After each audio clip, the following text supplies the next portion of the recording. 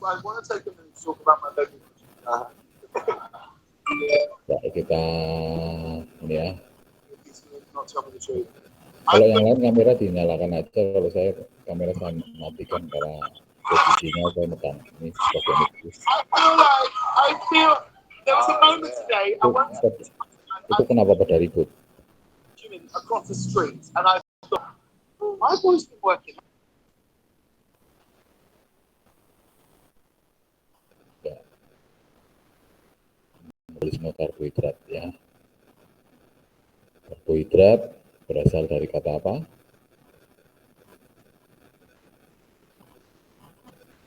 Karbon. Ya. Aja langsung aja ya.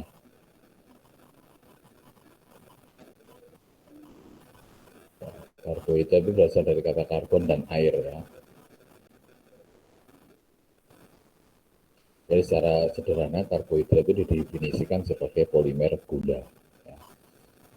Jadi karbohidrat itu adalah senyawa karbon yang mengandung sejumlah besar gugus hidroksil. Karbohidrat paling sederhana bisa berupa aldehid, disebut juga polihidroksialdehid atau aldosa atau keton ya. Disebut juga polihidroksiketon atau ketosa. Berdasarkan pengertian di atas, jadi karbohidrat itu terdiri dari ion karbon C, H2O, ya, H dan O. Nah, air itu kan H2O. Ya, karbon itu C, air itu H dan O, H2O kan. Jadi karbohidrat itu pasti terdiri dari atom karbon, hidrogen, dan oksigen. Jadi zat ini sangat penting di dalam tubuh kita. Ya. Jadi secara rumus kimianya CnH2ON atau kalau kita buka ya CnH2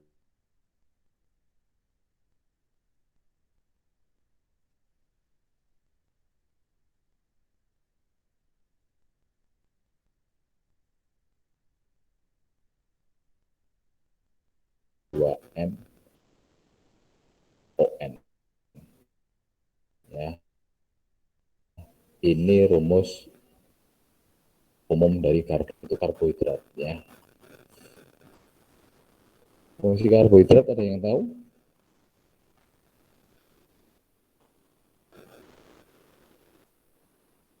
Fungsinya Halo, sebagai penghasil energi, Pak. Ya.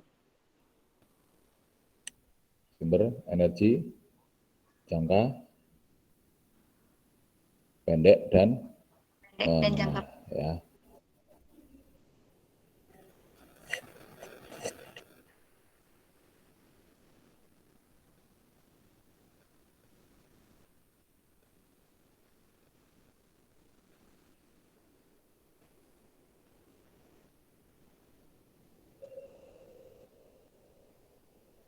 Ya, jadi ini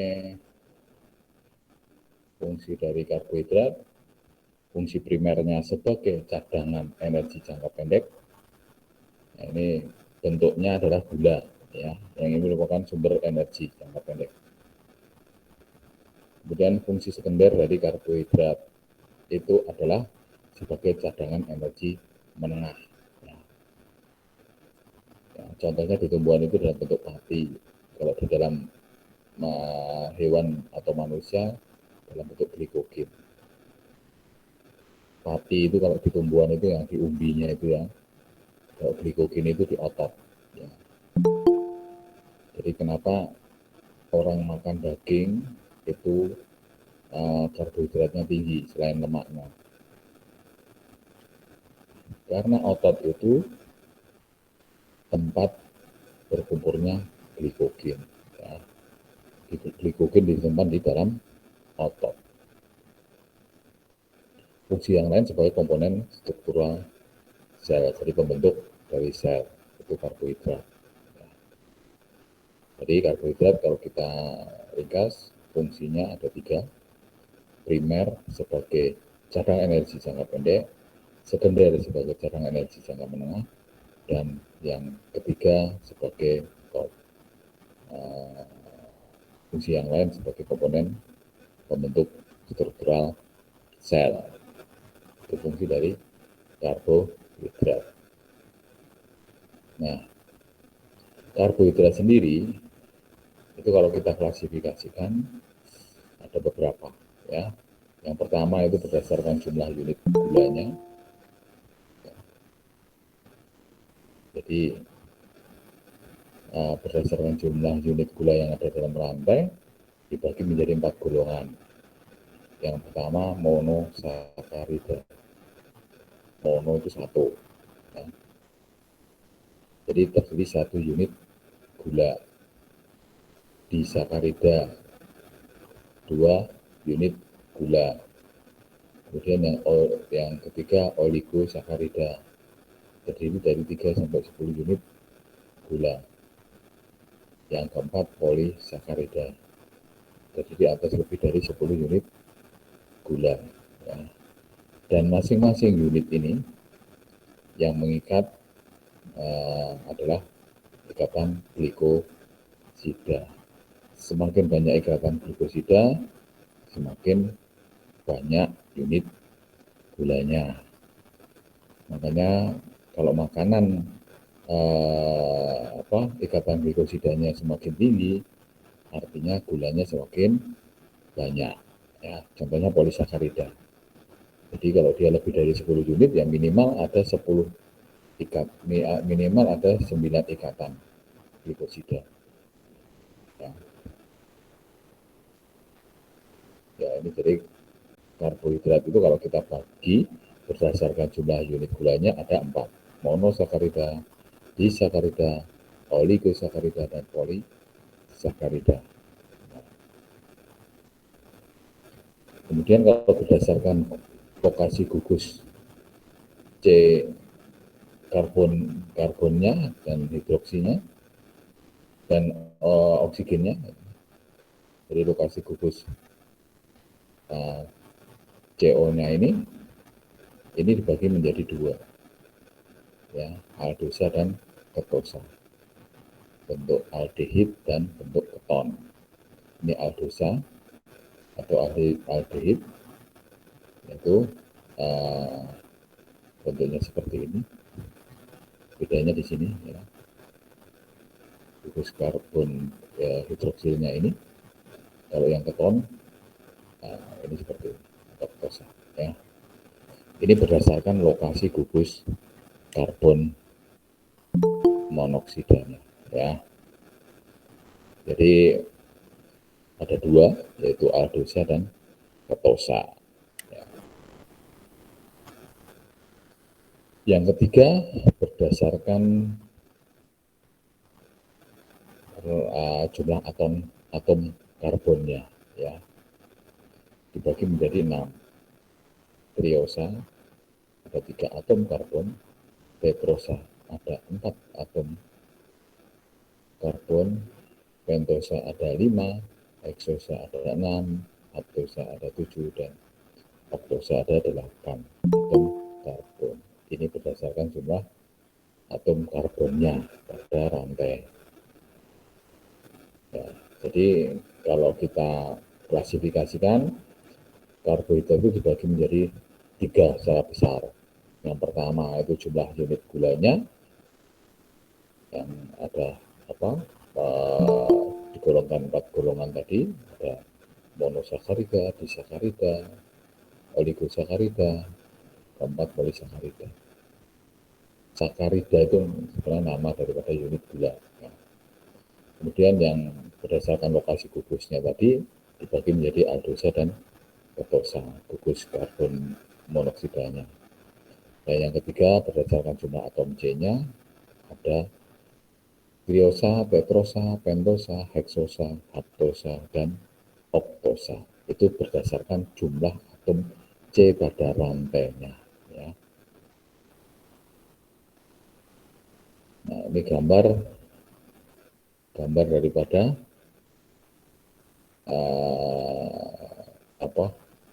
karbohidrat, ya. Ini triosa tadi ada 3, 1, 2, 3. Yang tetrosa ini ada 1, 2, 3. Ini ada 4.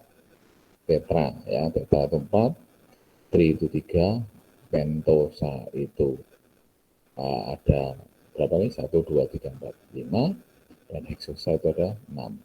Ya. Kalau dilihat karbonnya, ini nama-namanya ya. Kemudian golongan karbohidrat kalau berdasarkan sifat stereokimianya, stereo itu double ya. Jadi kalau kita bikin dua ya, itu ada kiri dan kanan ya. Monosakarida terbagi menjadi beberapa golongan ya. Salah satu bagian dari stereokimia adalah stereoisomer. Stereoisomer itu dia mempunyai pengertian sebagai kesamaan order atau dan jenis ikatannya. Kemudian memiliki perbedaan susunan spasial, memiliki perbedaan Roberti sifatnya ya. Jadi kalau kita dilihat dari awalannya D dan L. D itu dextro, L itu levo. D itu kanan, L itu kiri. Jadi kalau gambar monosakarida tadi di dalam cermin, ya itu seperti orang melihat cermin kebalikannya, ya. Yang kanan jadi kiri, yang kiri jadi kanan. Demikian juga stereoisomer seperti itu. Ya, jadi karbohidrat ini merupakan unsur yang sangat penting dalam tubuh kita, terutama dalam bentuk glukosa. Kenapa? Oleh aliran. Jadi semua akan dibentuk dalam bentuk glukosa, ya. Baru nanti di glukosa itu nanti masuk di tubuh kita, nanti dia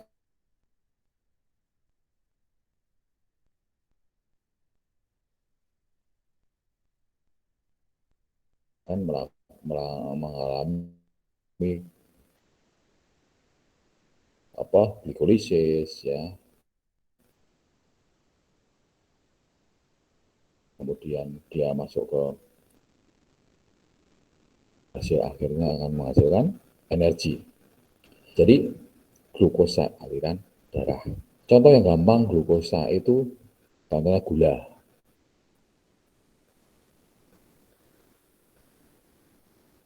Gula itu ya kalau itu kan manis ya. Itu cepat sekali diserap oleh tubuh kita. Contohnya kalau kita habis puasa, ya gampang ya, habis puasa kita nggak makan, nggak minum, rasanya udah lemes, terus kemudian kita minum teh manis atau yang manis, rasanya mulai segar. Karena glukosa ini yang cepat sekali diserap.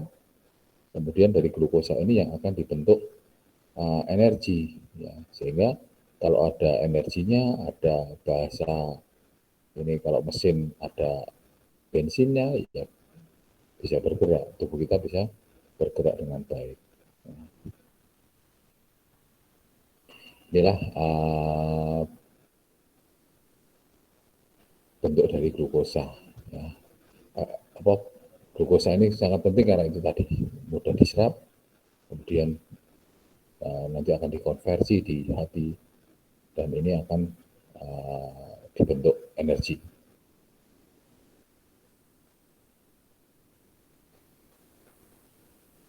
Kemudian glukosa ini juga merupakan bahan bakar metabolik utama bagi jaringan mamalia, ya, kecuali hewan pemamah biak. Hewan pemamah biak itu kan makannya rumput, ya, dia ngunyah. Dan sebagai bahan bakar universal secara umum bagi janin. Ya, jadi selama jadi janin, janin itu dapat asupan energi dari ibunya melalui plasenta, ya, terutama energinya dari ibunya dalam bentuk glukosa tadi, ya. Jadi kalau ibunya makanannya bagus, dietnya bagus, perkembangan janinnya juga akan menjadi bagus, ya. Kecuali kalau punya penyakit, ya, penyakit kencing manis. Penyakit kencing manis itu kan timbunan glukosa di dalam tubuh kita banyak sekali. Dia nggak bisa dimetabolisme, dia dikumpulkan. Nah, glukosa yang ada di dalam darah itu tadi, dia akan kan sebagai bahan bakar metabolik bagi janin, ya. Nah, jadi janinnya akan berkembang lebih besar, lebih cepat, ya. Jadi kenapa ibu-ibu dengan kencing manis itu mempunyai kecenderungan bayinya nanti besar. Jadi kalau bayi besar, biasanya kita curigai ibunya mengendap kencing manis. Ya. Kita cek, ya, kadar gulanya. Kalau kadar gulanya tinggi, ya hati-hati pada janinnya. Jadi kita akan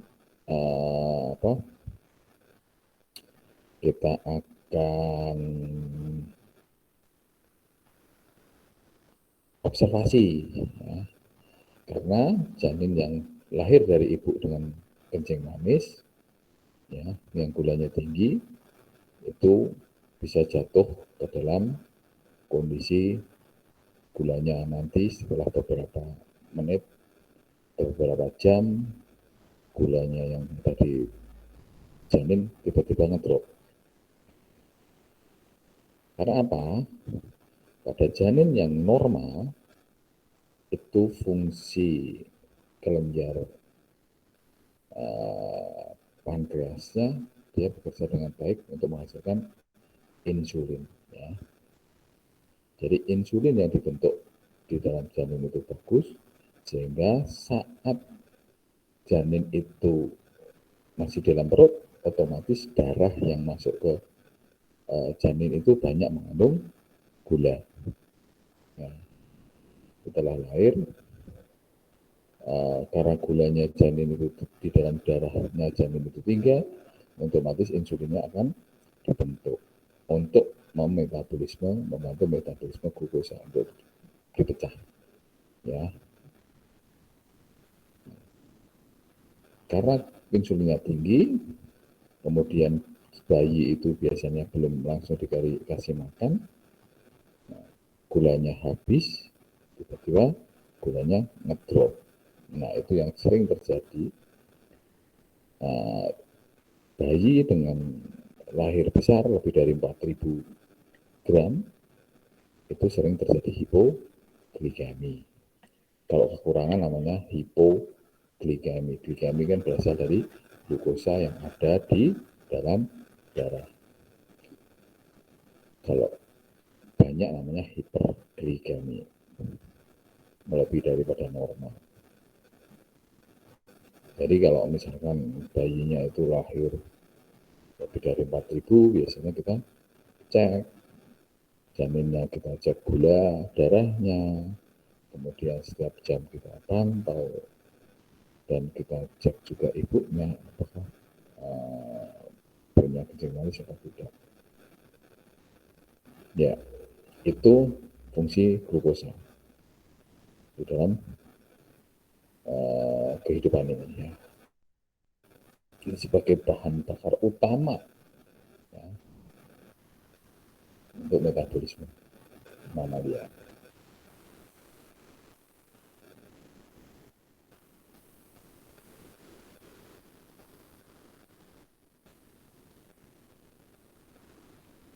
Ya, ada pertanyaan sebelum saya lanjutkan?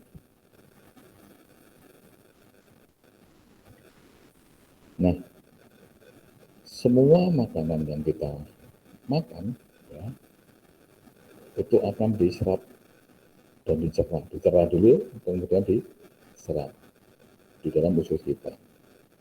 ya itu melalui jaringan atau melalui metabolisme intermediate. Jadi ya apa namanya penyambung ya atau lintasan penghubung. Jadi metabolisme intermediate itu mencakup suatu bidang yang luas ya. Ini tidak hanya kita mempelajari lintasan metabolik yang dialami oleh masing-masing molekul, tetapi juga hubungan dan mekanisme yang mengatur arus metabolik melewati lintasan tersebut. Jadi makanan yang kita makan nanti akan dicerna dulu ya, oleh usus kita mulai dari lambung, kemudian masuk ke usus halus. Di usus halus nanti akan diserap oleh usus ya, nanti masuk ke pembuluh darah. Semua makanan yang kita ini. Ya, jadi kalau misalkan tadi karbohidrat dipecah menjadi glukosa, ya. Dengan glukosa masuk ke pembuluh darah. Protein juga nanti akan dipecah menjadi asam amino. Kemudian lipid itu nanti akan dipecah menjadi asam lemak dan gliserol. Itu yang akan diserap oleh tubuh kita.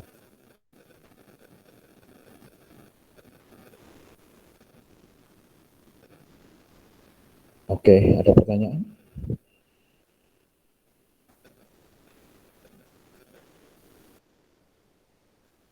Ya.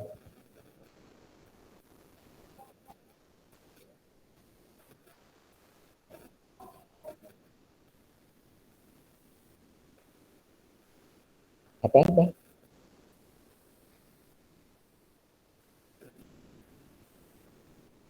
Cuaca panas atau dingin? Oke. Coba cuaca panas atau dingin. Ya, kalau orang kondisi panas, apa yang terjadi? Kita akan gerah kan? Nah, mengeluarkan keringat. Ya, pasti panas itu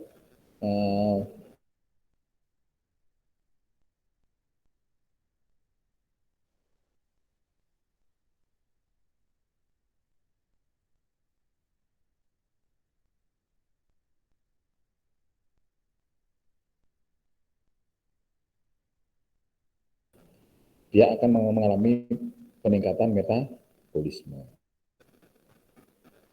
Gula yang ada di darah akan berkurang. Makanya ada orang belum makan pagi, dia ikut upacara panas-panasan, gitu. Belum makan pagi kan, ikut upacara panas-panasan, kemudian tiba-tiba pingsan.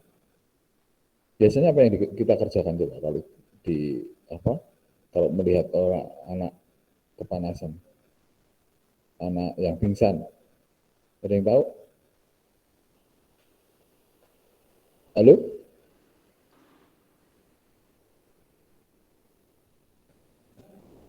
Ada yang tahu? Kalau menemukan temannya pingsan, apa yang dikerjakan? Mungkin karena pusing Bapak, karena nggak sarapan. Kenapa? Jadi Ya, panasnya tinggi pingsan Pak mungkin. deh. kalau habis mau upacara, kemudian lihat temannya kok pingsan, apa yang dikerjakan?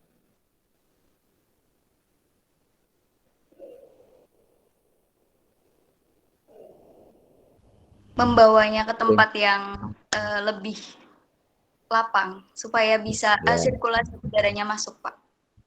Nah, setelah itu diapain lagi?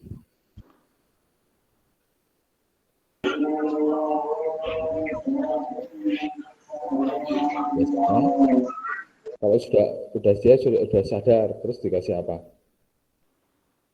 Air teh hangat, Pak. Teh hangat. Manis toh? Manis. Manis kan? Iya, Ya, terus rasanya apa dia? Iya, Pak. Seger ya? Iya, membaik, Pak. Iya. Nah, jadi itu fungsi gulanya itu akan ikut terpengaruh. Jadi kalau kondisi panas banget, ya, itu mempengaruhi kadar gula di dalam tubuh kita. Cuman dia apa ya, sementara, tidak permanen. Nah, kalau kondisi dingin juga sama. Kondisi dingin, kalau kondisi dingin, tubuh pasti akan melakukan mekanisme untuk menghangatkan tubuh dengan cara apa? Meningkatkan denyut jantung, kemudian biasanya kita akan meningkatkan menggerakkan anggota gerak. Kemudian setelah itu ini apa namanya, supaya panas. Nah, kita kalau menggerakkan tubuh kita, apa yang kita lakukan, apa yang terjadi? Itu terjadi pembakaran. Pembakaran itu membutuhkan energi. Energi tadi diambil dari gula, glukosa, ya, sehingga ada pengaruhnya ke tubuh kita. Jelas ya? Jelas, Pak. Nah, Jelas, Pak. orang-orang di luar negeri yang tinggal di daerah minus, suhu udaranya di bawah minus 0 derajat Celcius, itu biasanya menghangatkannya, dia mencari sumber yang mengandung karbohidrat tinggi. Ya, contohnya apa? Alkohol. Ya, alkohol itu fungsinya untuk meningkatkan kadar gula yang ada di tubuh sehingga dia merasa hangat. Nah, kalau orang Indonesia kadang-kadang buat apa? Mabok, Pak. Mabukan, ya, penyalahgunaan. Oke, ada pertanyaan lagi? Ada, Pak.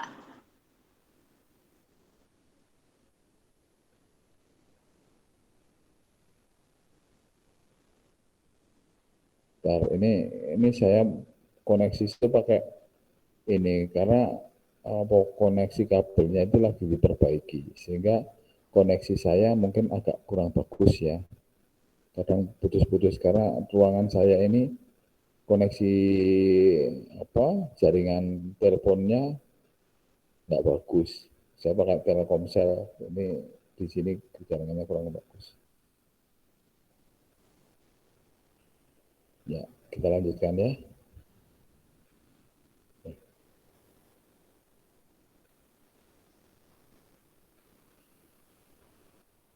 Ya.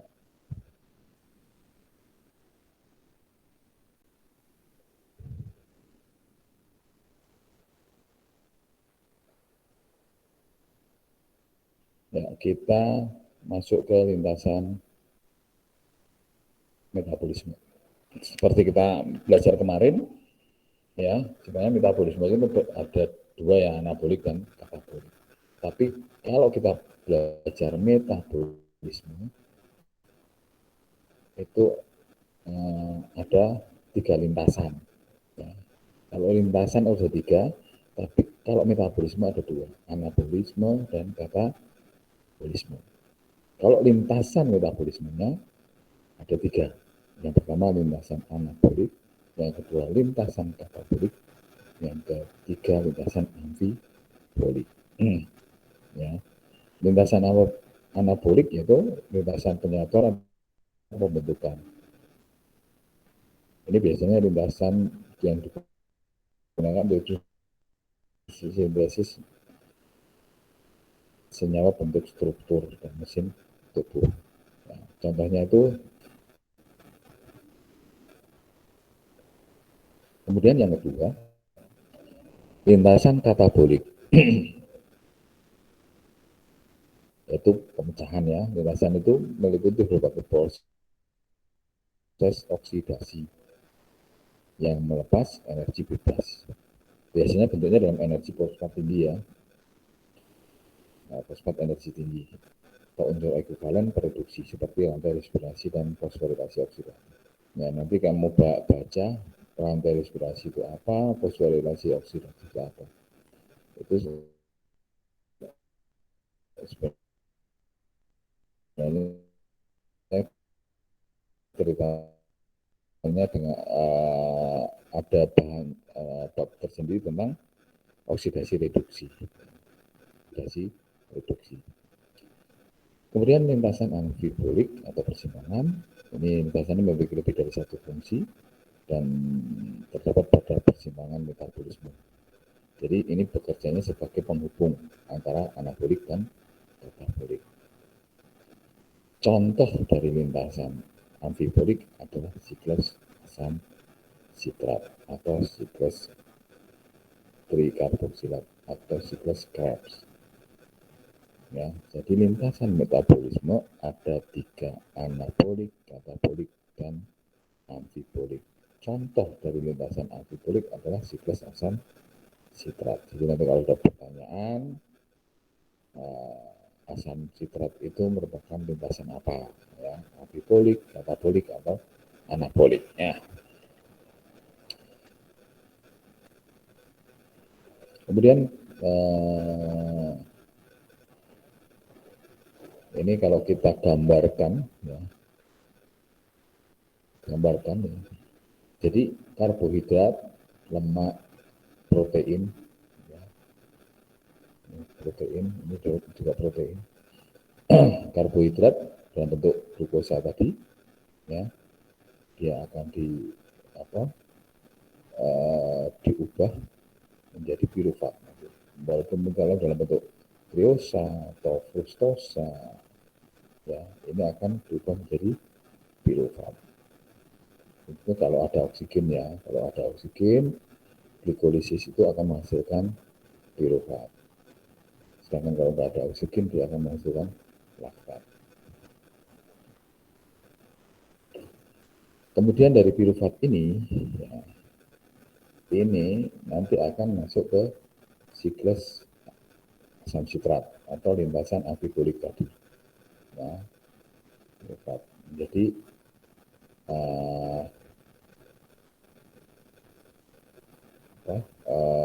ke dalam siklus asam sitrat nanti akan menghasilkan energi. Ya. Demikian juga lemak. Ya. Jadi lemak itu akan diubah menjadi gliserol dan Asam lemak.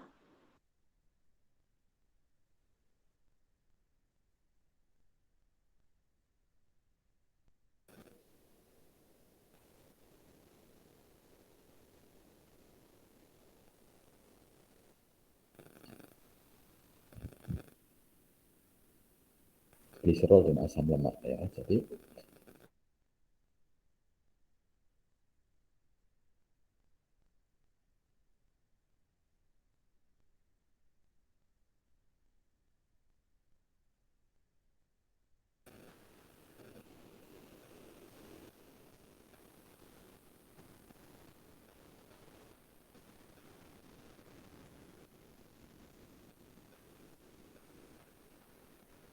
begini, ya. Ini kalau kita gambar secara sederhana, karbohidrat, protein, lipid, ini akan diabsorpsi di usus, ya, di pencernaan, ya. Glukosa tadi masuk ke dalam pencernaan kita akan diubah menjadi glukosa, ya, atau gula sederhana. Contohnya glukosa tadi, ya. Sedangkan protein dia akan dibentuk dengan bentuk asam amino. Yang lipid tadi menjadi asam lemak dan gliserol. Ya. Dimana glukosa, asam amino, asam lemak atau gliserol ini nanti akan dikatabolisme menjadi asetil-CoA. Asetil-CoA nanti dia masuk ke siklus asam sitrat, menghasilkan ATP dan air, ya, sebenarnya. ATP.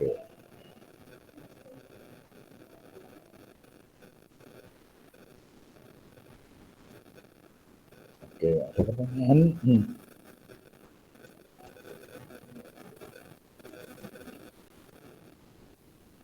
Jadi kita nanti akan bahas satu persatu jalur metabolisme karbohidrat. Jalur metabolisme karbohidrat itu ada 6. Ya.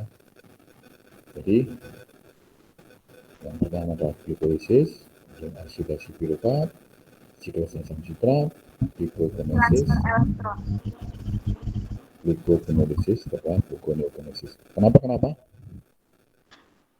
Transfer elektron itu masuk ke itu enggak, Pak? Tahap metabolisme. Transfer elektron itu proses biokimiawi. Ya. Metabolisme juga akan terjadi transfer elektron memang. Tapi tidak semua transfer elektron itu metabolisme. Karena reaksi kimia itu bisa terjadi bukan pada kondisi metabolisme.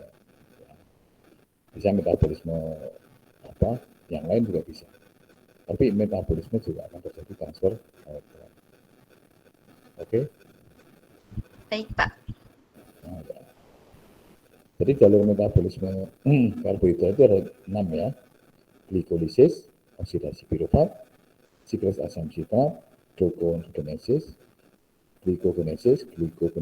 serta gluconeogenesis. Itu ada 3, ada 6. Nah,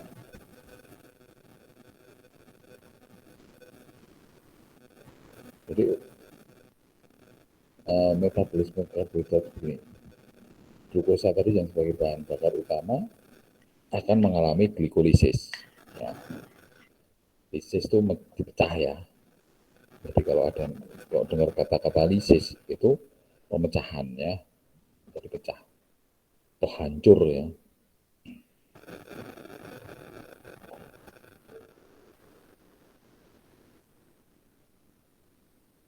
Jadi dipecah menjadi 2 piruvat.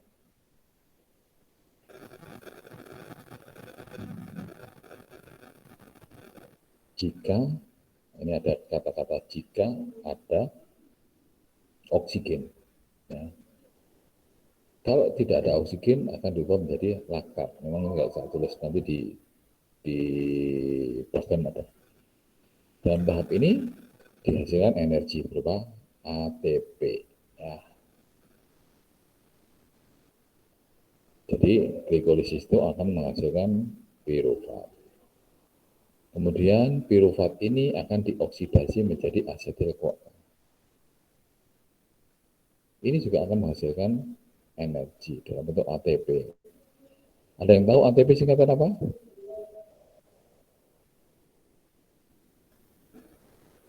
Ada yang tahu ATP singkatan apa?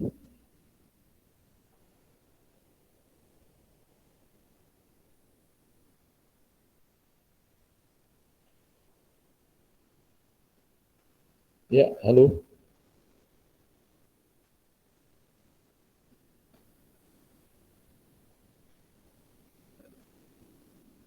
Halo.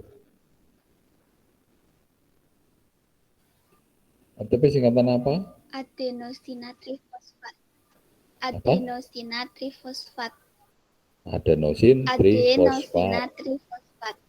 Adenosin trifosfat. Oke. Ya, itu menghasilkan ATP.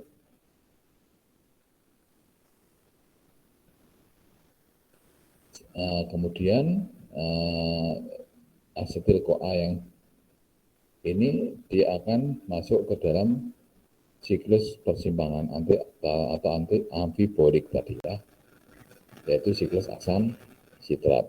Siklus asam sitrat itu namanya banyak ya, ada siklus Krebs, siklus asam sitrat, siklus trikarboksilat, ya.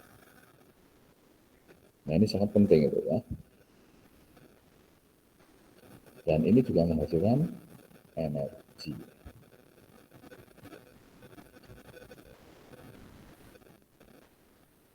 Nah, jika sumber glukosa tadi banyak, ya, berlebihan, melebihi kebutuhan energi kita, maka glukosa itu tidak dipecah.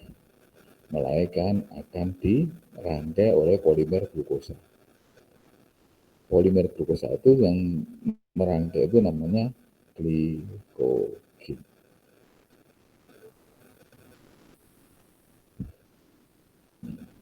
Glikogen nanti akan disimpan di dalam hati dan otot. Ya.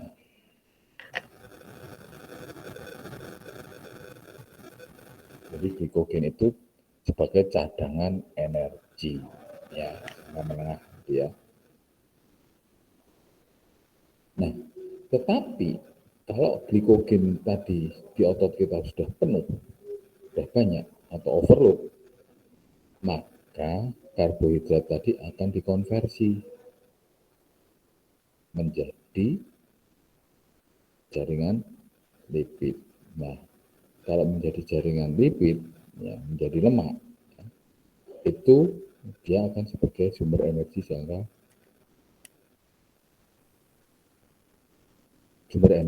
panjang, ya. Itu dalam bentuk lipid. Jaringan lipid itu contohnya masuk ke dalam jaringan adiposa, ya. Lemak kita di tubuh kita itu sebenarnya cadangan energi jangka panjang. Itu kalau glukosanya berlebihan.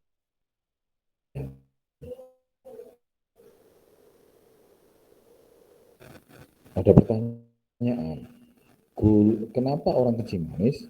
Kan gulanya berlebihan kan di dalam tubuh kita, tapi kenapa gulanya kan banyak? Harusnya kan logikanya gula yang banyak tadi dia akan tidak dipecah, tapi dirangkai, ya, menjadi polimer glukosa.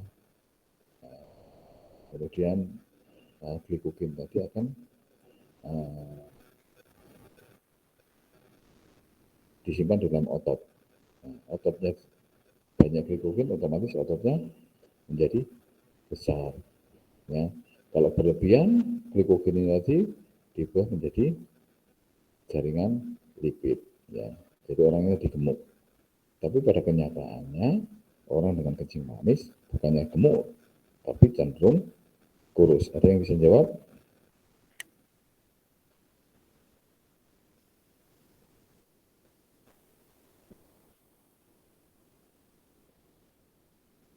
Ada bisa jawab enggak? Kenapa orang kencing manis kok malah jadi kurus?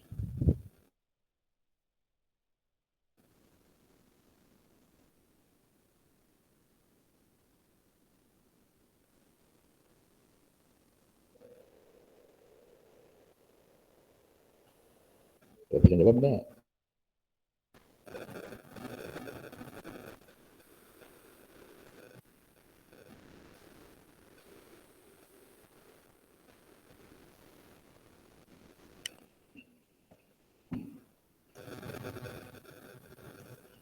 Ada bisa jawab? Aditya Yoga? Ada enggak? Ada, Pak. Kamu bisa jawab enggak? Kenapa orang kencing manis malah kurus? Nggak kedengeran, Pak. Kenapa orang kencing manis malah kurus? Nggak tahu, Pak. Mungkin Oh, banyak ya, kan. coba pakai logikamu aja, wes.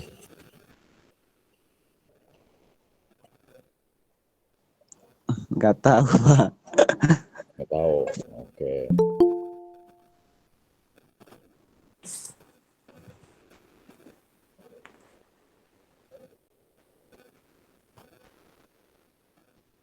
Ya. Ini kan yang ikut kan tinggal 38 ya. Saya absen ya. Kan ini udah lebih dari setengah jam kan. Saya absen. Ini kelas 1C ya. Rabu. Tanggal 24. Nur Hikmah ada nggak? Nur Hikmah.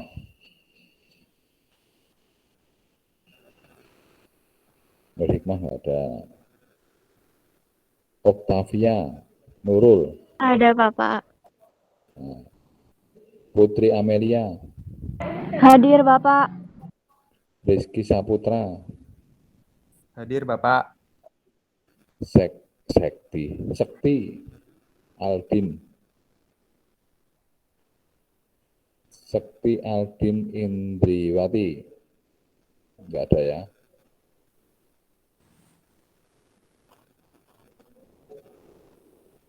Shirley Agustianingrum,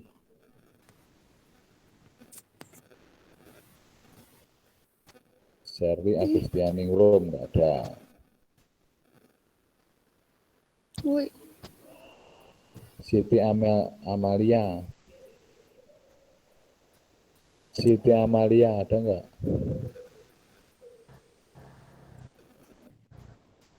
Ada Pak. Siapa? Ada. Shirley apa Siti? Nggak ada Siti Amelia. Shirley nggak ada Shirley. Shirley nggak ada suaranya.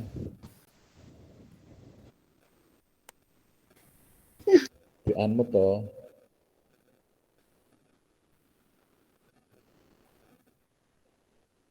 Ya, Shirley Amalia ada ya. Siti Amalia ada, Siti Muzayana. Hadir Bapak. Oke. Safena ada? Ya. Tri Aryandi.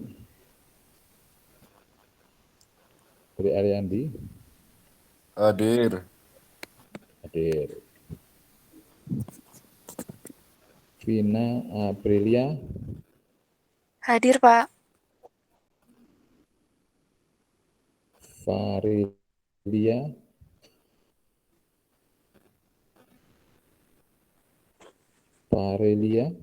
Farilia Gandari, nggak ada. Samsul Hadi, nggak ada.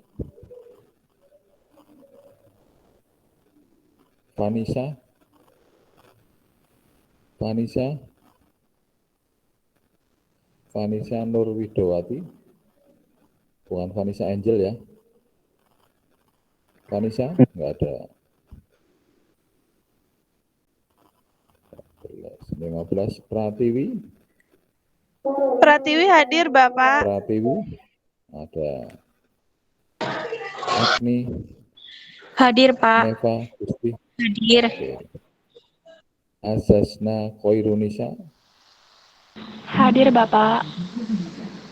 Wulan Fitriani. Wulan Trifitriani, nggak ada. Fatin Naufal. Hadir Pak. Oke. M. Rizky Hidayat.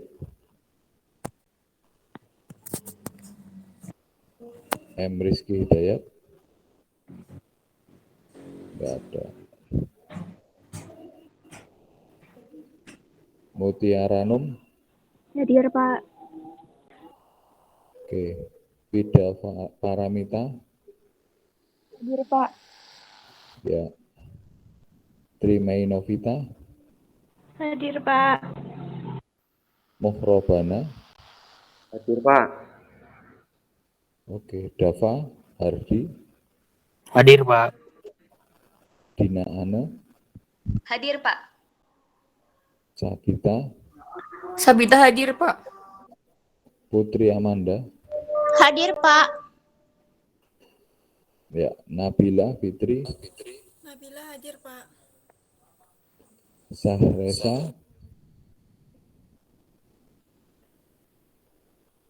Sahresa. Ada.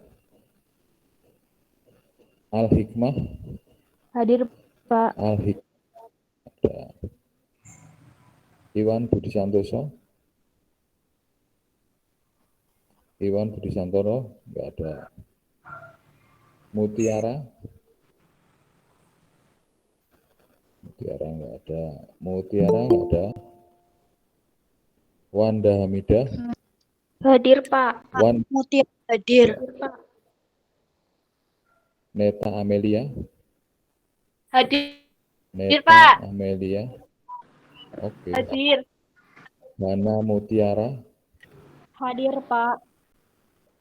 Oke. Rizal Darmawan. Hadir, Pak. Alhamdulillah. Retno Vivi Arianto. Hadir, Pak. Rani Rahmawati.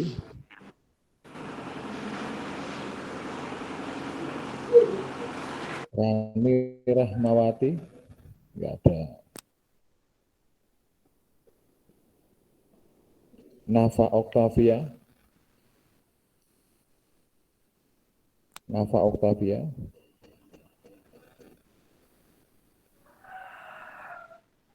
Nafa Oktavia mana?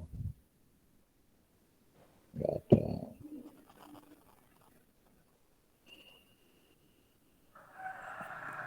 Aditya Yoga Pratama. Hadir, Pak. Alhamdulillah. Erdianti. Hadir, Pak. Wanda Samania. Hadir, Pak. Aldi Sisyanto. Hadir, Pak. Ifkoh Fitri. Hadir, Pak. Muhammad Hafif Aulia. Hadir, Pak. Hadir. Traviana Galuh. Hadir, Pak. Danang Setio Pambudi. Hadir, Pak. Jeffrey Nur Isman. Jeffrey Nur Isman. Enggak ada.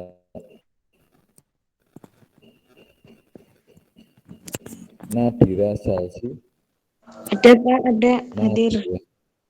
Oke. Mohon maaf, Jeffrey Pak. Nur Isman. Pak. Tadi Ya. panitia dari Sabila hadir, cuma tadi ke belakang sebentar. Oh, ya. Nomor berapa? 29. Ya. Oke. Ini sampai mana tadi? Jeffrey nggak ada ya? Mohon maaf, Pak. Syekh Reza hadir.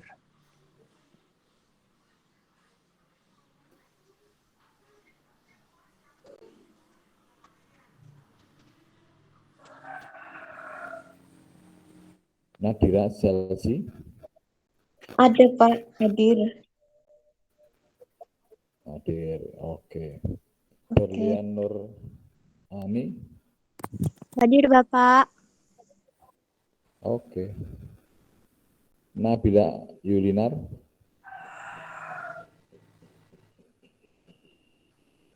Nabila Yulinar Sabila.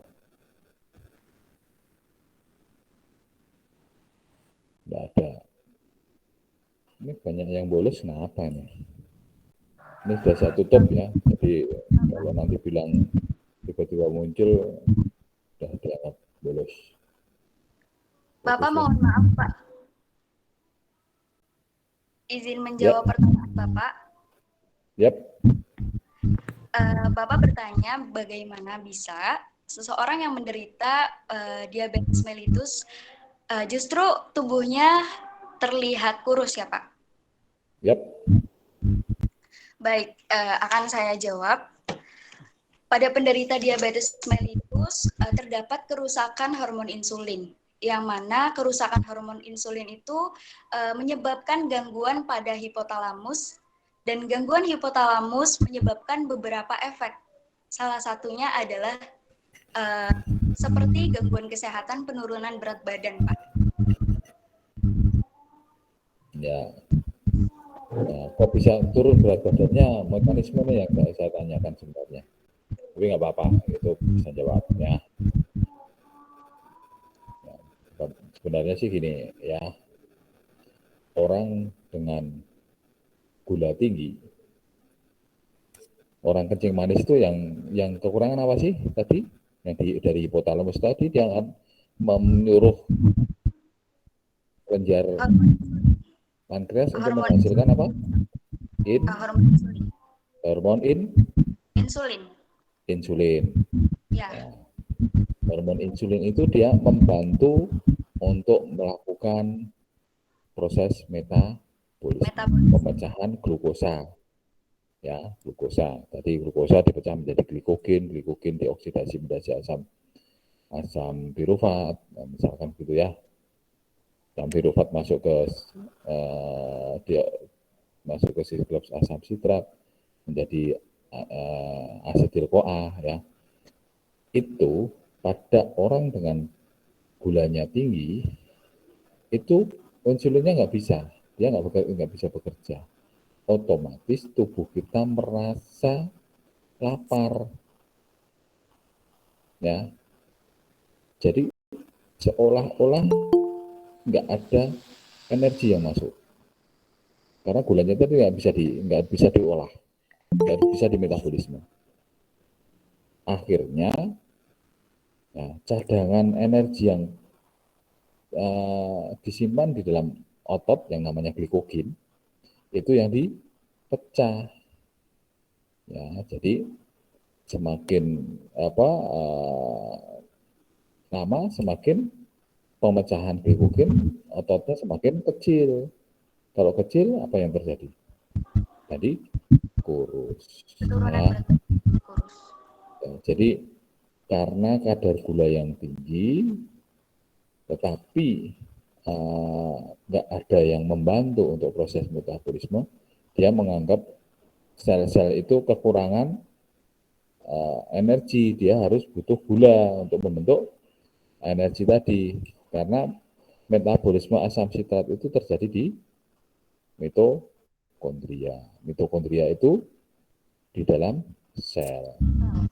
Karena lapar, akhirnya menyuruh tubuh untuk memecah glikogen atau cadangan energi. Pertama mungkin yang itu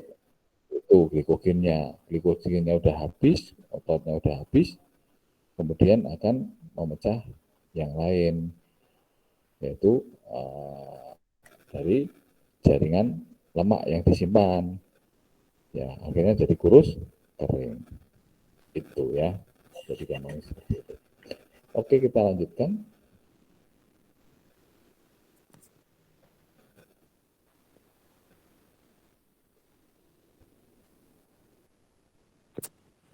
Nah, ini jadi jika terjadi kekurangan glukosa dari diet, maka sumber energinya diambil dari glikogen untuk dipecah menjadi glukosa. Kemudian glukosa mengalami glikolisis, oksidasi pirufat, asam sitrat, itu prosesnya, ya. Oke. Sedangkan kalau glukosa dari dietnya habis, sudah nggak ada cadangan, dan glikogennya juga sudah habis, maka dia akan mengambil energi non karbohidrat, yaitu lipid dan protein, ya, yang harus digunakan, ya. Jalur ini dinamakan gluconeogenesis atau pembentukan glukosa baru, karena dianggap lipid dan protein harus diubah menjadi glukosa baru yang energi, ya. Jadi kalau glukosa dalam simpanan glikogen kita udah habis, kemudian glukosa yang kita makan nggak ada, otomatis dia akan memecah. Selain cadangan dari glikogen, dia akan memecah cadangan-cadangan dari makanan lain seperti lipid tadi, ya.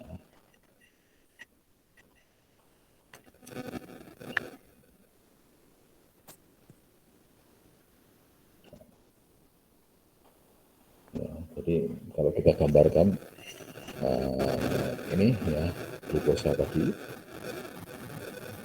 mengalami glikolisis menjadi 2 pirufat. dirubah tadi mengalami oksidasi menjadi asetil CoA. CoA masih keseluruhan kuatnya ada yang ya apa keluar dia akan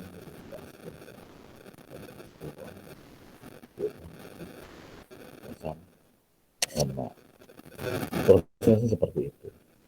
Nah ini sel, tapi di dalam ini mitokondria yang ada di dalam sel ya. Jadi metabolisme karbohidrat itu sangat penting ya, karena tadi sebagai sumber utama energi dan kemudian dia prosesnya di intraseluler atau di mitokondria. Jadi kalau mitokondrianya rusak ya sama sekali nggak ada yang bisa bekerja ya, akhirnya tubuh kita akan berhenti ya, sumber energinya nggak ada, tubuh berhenti ya sudah meninggal. Jadi kalau ada dulu saya waktu di Karyadi punya pasien anak ya, anaknya bagus, cenderung gemuk ya, tetapi dia sakitnya berat ya, diobati apa saja susah. Kemudian sampel itu diperiksakan ke lembaga penelitian Eijkman yang ada di Jakarta itu. Ya, apa yang terjadi? Ternyata dia ada gangguan di tingkat mitokondria. Ya, kalau mitokondrianya rusak, otomatis metabolisme karbohidrat tidak berjalan. Kalau metabolisme karbohidrat tidak berjalan, otomatis glukosanya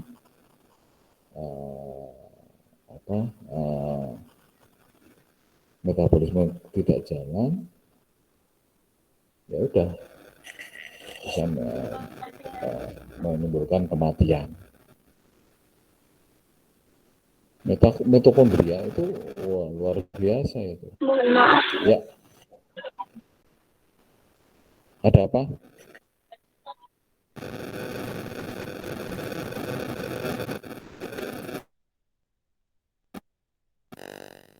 Ada apa ya?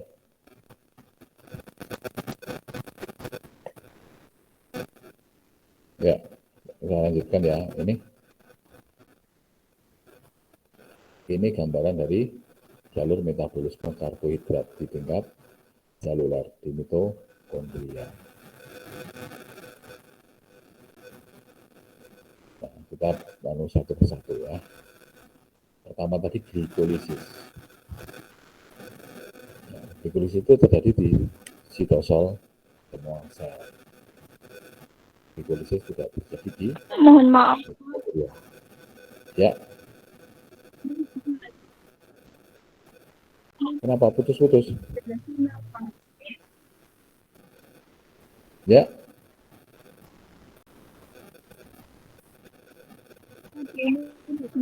Hadir Pak. Kenapa? Mat tadi ada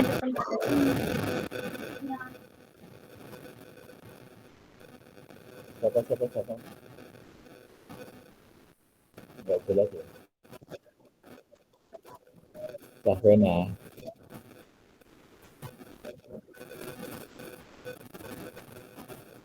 Ya. Nomor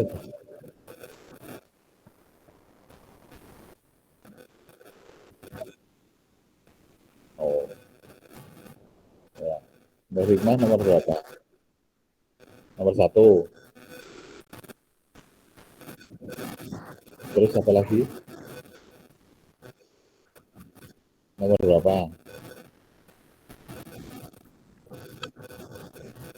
Ya, lu ngomong sendiri loh.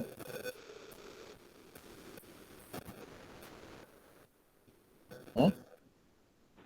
32 Bapak. Ya usaha dong. berusaha bagaimana supaya bisa.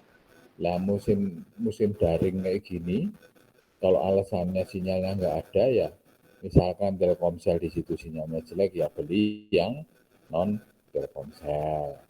Itu loh. Syahresa, Pak. Ya. Siti Amalia, Pak, ada. Nah, barusan masuk. Tadi nggak ada 40 kok. Ya wis lanjutkan aja. Tuh Nur Hikmah keluar dari rapat, ya kan? Katanya ada tapi keluar. Ya mau nyari sinyal. Terus kalau enggak Telkomsel nggak bisa ya, yang lain. Pakai XL apa, pakai Tri apa, atau pakai yang lain lah gitu loh. Pakai Indosat. Ya. Ini Pak, dari pagi memang kendala signal Bapak, mungkin memang kartunya lagi gangguan Pak. Oh. Di sini enggak kok. Oke, ya wes, besok dianu lagi ya, dicari. Siap Pak. Terima kasih Pak. Ya. 32 Pak Iwan Budi Santos.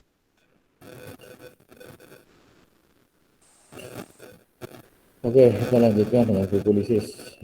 Glikolisis itu di dalam sitosel. Ini lintasan metabolisme, ya. Yaitu glikolisis itu pemecahan glukosa. Bila ada oksigen menjadi piruvat. Bila tidak ada oksigen menjadi asam. Dan glikolisis merupakan jalur utama metabolisme glukosa untuk menjadi asam piruvat. Kemudian menjadi asetil-CoA. Dioksidasi di dalam siklus asam sitat atau siklus serat. Dan ini merupakan lintasan utama glikolisis itu metabolisme glukosa. Jadi reaksi glukosis itu glukosa dengan 2 ADP dengan 2 fosfor dia akan menghasilkan laktat. Kalau ini tidak ada oksigen. Kalau ada oksigen dia menjadi piruvat.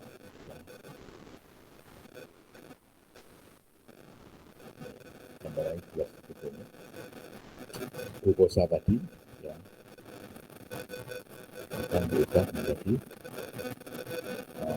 piruvat bila ada oksigen dan menjadi laktat bila anaerob, ya. Tidak ada oksigen dia akan menjadi asam laktat. Kalau ada oksigen dia akan menjadi piruvat. Ya. Ini proses glikolisis secara detail seperti ini ya. Jadi glukosa dia mengalami metabolisme dengan adanya hidrogenase, glucokinase, dan dia berubah menjadi glukosa fosfat, glukosa fosfat, jadi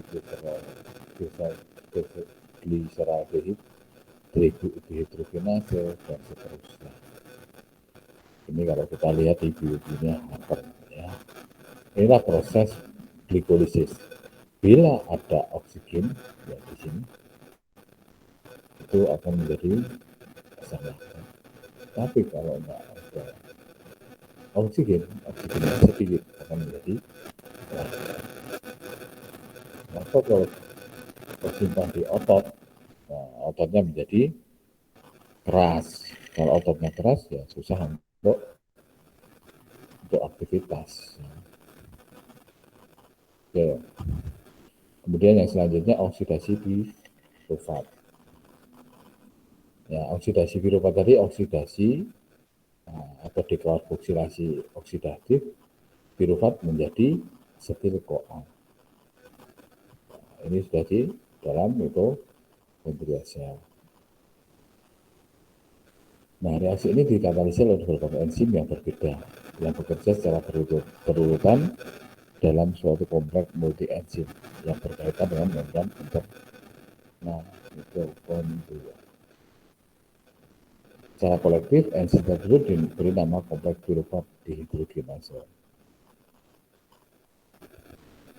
Jadi pada siklus asam sitrat. Ya. Jadi jalur penghubung antara glikolisis dengan siklus Krebs adalah oksidasi pirufat. Jadi nanti kalau pertanyaan, jalur penghubung antara glikolisis dengan siklus asam sitrat adalah apa? Ya. Ini glikolisis pirufat.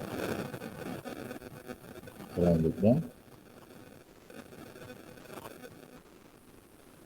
di rangkaian kimia lintasan oksidasi pirufat itu dengan adanya TDP, tiamin difosfat, pirufat mengalami dekarboksilasi menjadi derivat hidroksil dihidroksietil tiamin difosfat.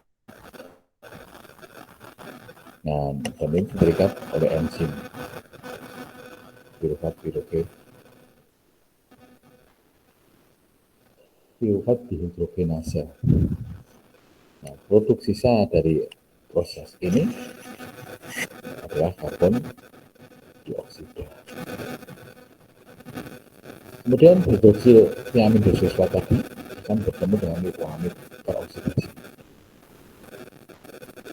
Ya, akan membentuk asetil lipoamid. Artinya di zat menjadi PDB.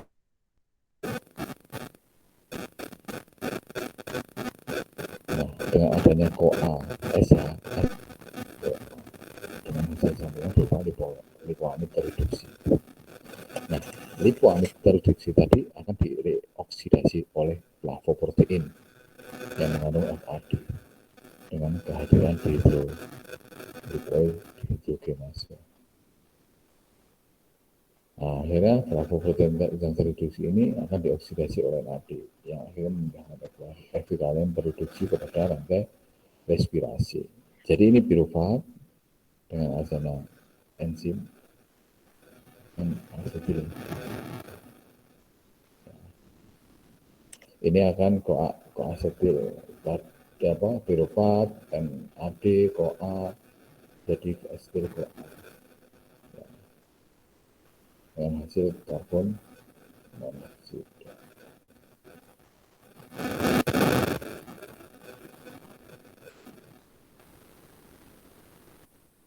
Kemudian kita lanjutkan dengan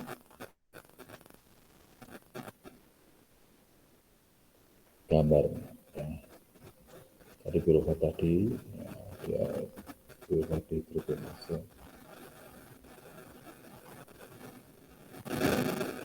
Nah, dia diberi asetil lipoamid jadi ya ini asetil CoA ya. Ini lintasan oksidasi pirufat. Kemudian yang selanjutnya siklus Krebs atau siklus asam sitrat. Ya. Dan ini berlangsung di mitokondria. Ini merupakan jalur bersama oksidasi karbohidrat, lipid, dan protein. Ya, ini gambarnya.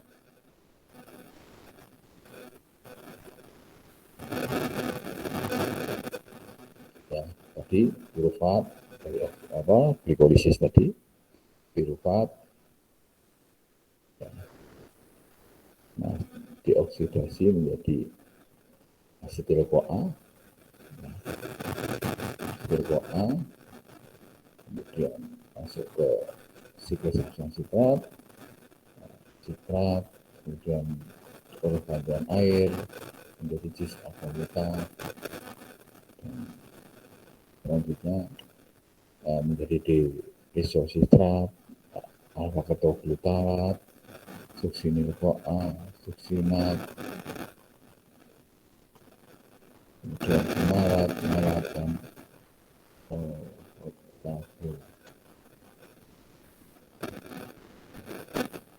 ya, jadi ini Uh, ya, Suara Bapak tidak jelas. oh ya. Oke, ini udah jelas belum? Udah, Pak, udah. Ya, tadi agak menjauh dari mix. Jadi ini ya, kalau gambarannya seperti ini ya. Ini siklus asam sitrat. Nah, siklus asam sitrat ini ada yang mengganggu ya, prosesnya. Dia kan hasilnya mengeluarkan air H2O ya, atau dia juga butuh air ya, untuk proses ini. Tapi ada yang mengganggu atau penghambatnya. Ya. Ini kalau kita lihat di gambar yang ini. Nah, tadi asetil CoA tadi ya, ini akan dihambat oleh fluoroasetat. Ya. Fluoroasetat bisa menghambat proses metabolisme di tingkat mitokondria, yaitu siklus kerak. Kemudian juga ada zat lain yang mengganggu, yaitu arsenik dan malonat. Ini arsen, ya, itu kan sering buat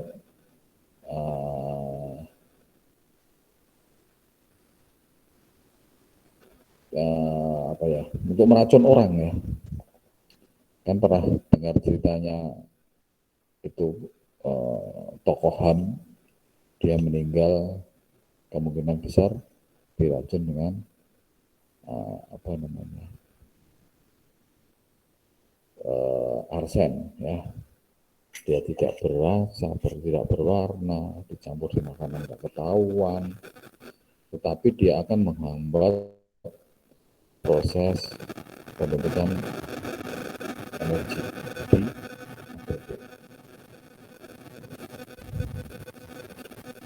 Pembentukan ATP tadi. Nah, ATP-nya berhenti, otomatis pembakarannya, energinya tidak ada. Energinya nggak ada, jantungnya berhenti, otaknya berhenti, parunya berhenti. Nanti terjadi ada kematian. Jadi hati-hati sekali kita mengonsumsi zat-zat tertentu, apalagi kalau mengandung arsen, ya, hati-hati ya. Karena kerusakannya di tingkat mitokondria.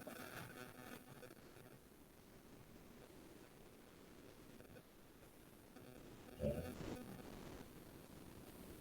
Jadi pirufat ya, dengan CoA ya, oksidasi menjadi asetil CoA.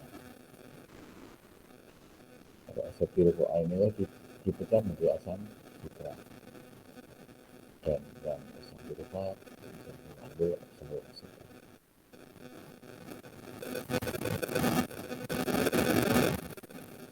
Oke, kemudian yang berikutnya glikogenesis. Glikogenesis. Ya. Tahap pertama tadi ada glikolisis ya, pemecahan glukosa. Ya, pemecahan glukosa menjadi pirufat. Nah, pirufat tadi dioksidasi menjadi asetil CoA. Asetil CoA masuk ke dalam rangkaian siklus asam sitrat tadi ya. Untuk dikatabolisme atau dikatabolisir menjadi energi. Proses anabolisme ini dinamakan glikogenesis, pembentukan glikogen. Karena sebagian besar dia akan disimpan nantinya glukosa tadi yang mengalami glikolisis. Glikogen ini merupakan simpanan karbohidrat utama di dalam tubuh kita. Sudah saya terangkan tadi bahwa gula kalau berlebihan akan disimpan di dalam glikogen, di otot kita, di hati kita ya. Ini lintasan glikogenesis tadi, ya. Proses glikogen, ya, menjadi glukosa 6 fosfat, kemudian adanya enzim UDP, ya, kemudian menjadi glikogen primer, glikogenesis tadi, ya. Ini proses glikogenesis dan glikogenolysis.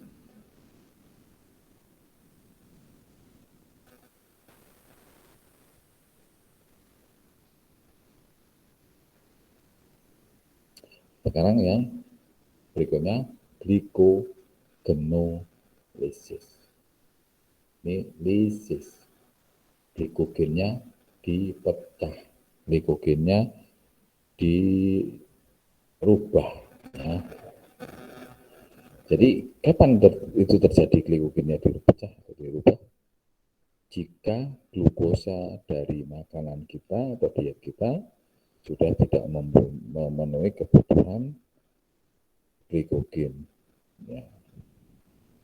Jadi dia akan memecah glikogen untuk mengambil cadangan energi tadi. Karena glikogen tadi akan dipecah menjadi glukosa. Glukosa mengalami oksidasi.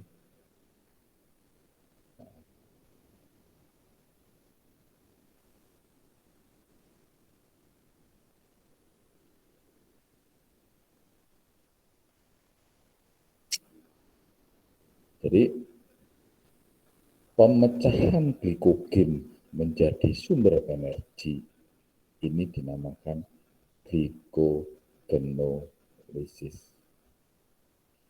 Jadi seakan-akan berubah menjadi kebalikan dari glikogenesis. Genesis itu lahir, ya. Jadi Pak diibaratkan lahir, kalau artinya pembentukan glikogen. Kalau glikogennya dipecah menjadi glikogenolysis. Ya, seolah-olah seperti kebalikannya. Nah, untuk memecah glikogen tadi harus memecah ikatan glukosa, karena yang mengikat di tubuh kita adalah ikatan glukosa atau indeks gluconeogenesis.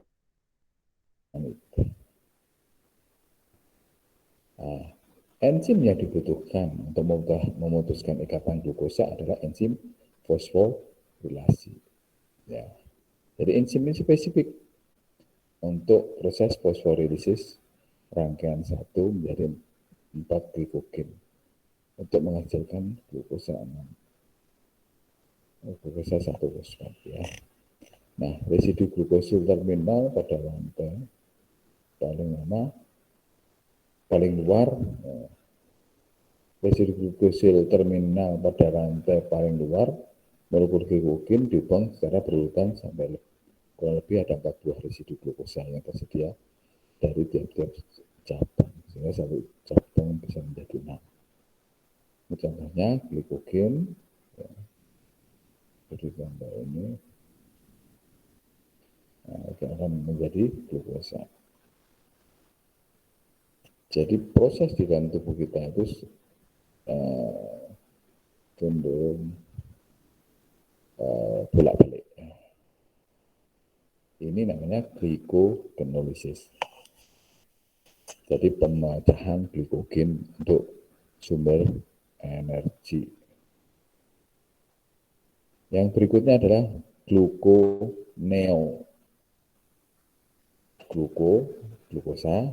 neo baru, genesis pembentukan atau lahiran.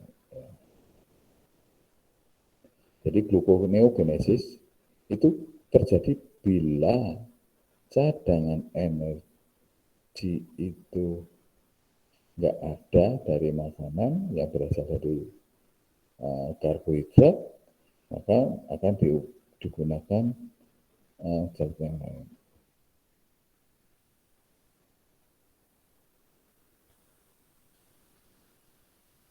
Nah, maka sumber yang lain adalah lemak. Nah, lemak ini akan diubah. Nah,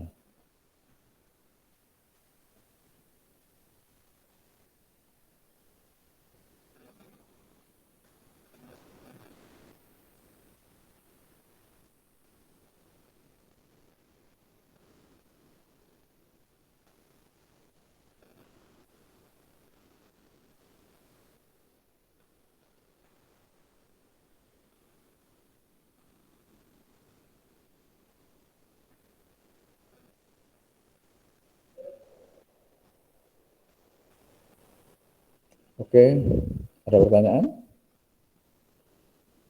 Jadi kalau karbohidrat sudah nggak ada, ya, kemudian glikogennya tadi sudah habis, makanya yang diambil adalah protein atau lemak. Ya. Jadi kalau lemak juga sudah tidak ada, ya, kemudian baru protein. Jadi gluconeogenesis itu proses pembentukan glukosa dari senyawa non-karbohidrat.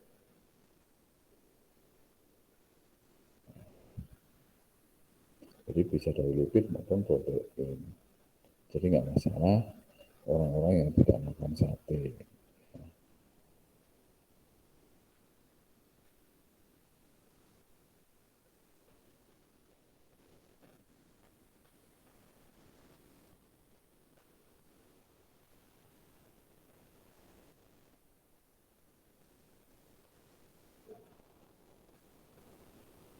Ya, ada pertanyaan Mbak? Jadi kalau kita ringkas, ya, jalur gluconeogenesis itu dari bahan lipid maupun protein. Lipid terpecah menjadi komponen penyusunan, yaitu asam lemak dan gliserol.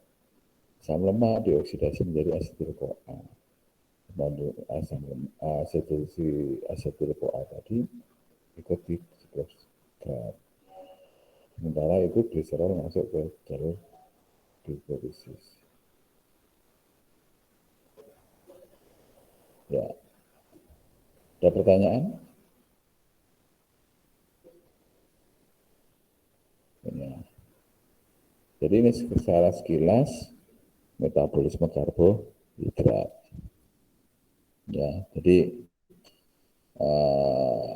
karbohidrat itu sangat penting karena dia sebagai sumber energi utama dalam bentuk glukosa. Ya. Walaupun kita makannya tidak mengandung karbohidrat, juga kita bisa menghasilkan energi karena dengan proses gluconeogenesis, yaitu pembentukan baru. Ya. Ada pertanyaan? Ada yang bertanya enggak?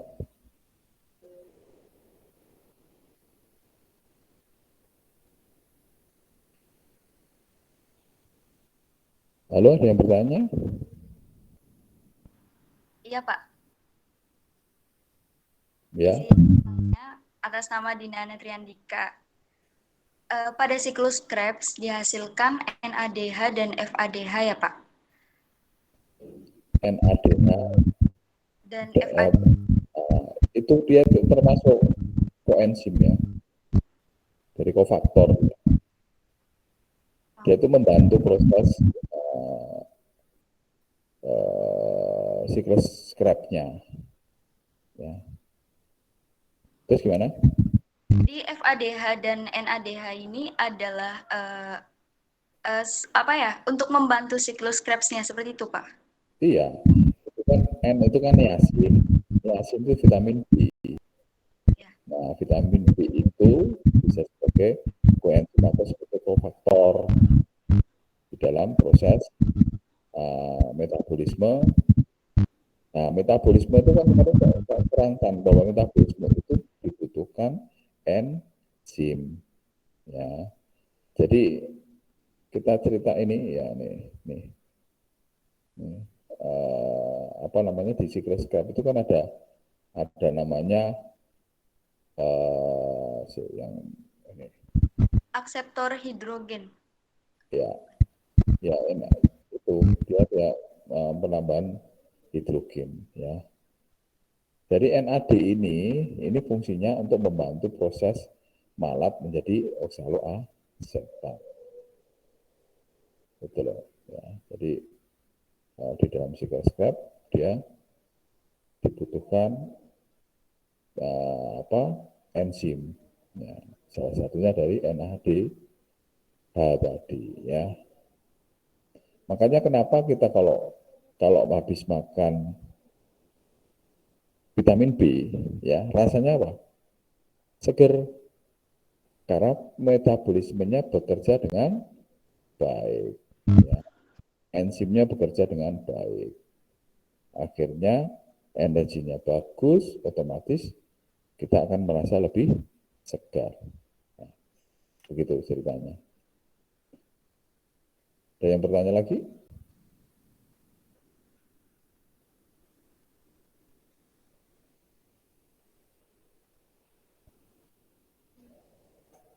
Ya, kalau nggak ada pertanyaan lagi, ya tolong dipelajari lagi, dibaca lagi, ya. Nanti kalau nggak jelas ya kita bisa diskusi. Ya, saya kira untuk pertemuan ini saya cukupkan. Kita ketemu minggu depan lagi dengan apa? Minggu depan pokok bahasannya apa?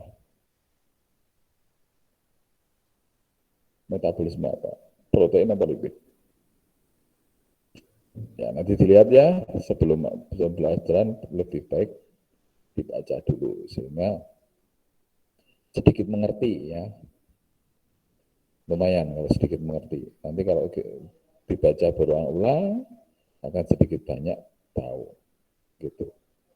Saya kira cukup sekian. Terima kasih. Assalamualaikum warahmatullahi wabarakatuh. Waalaikumsalam. Waalaikumsalam warahmatullahi wabarakatuh. Terima kasih, Pak. Ya, kembali. Oh, cari yang cantik.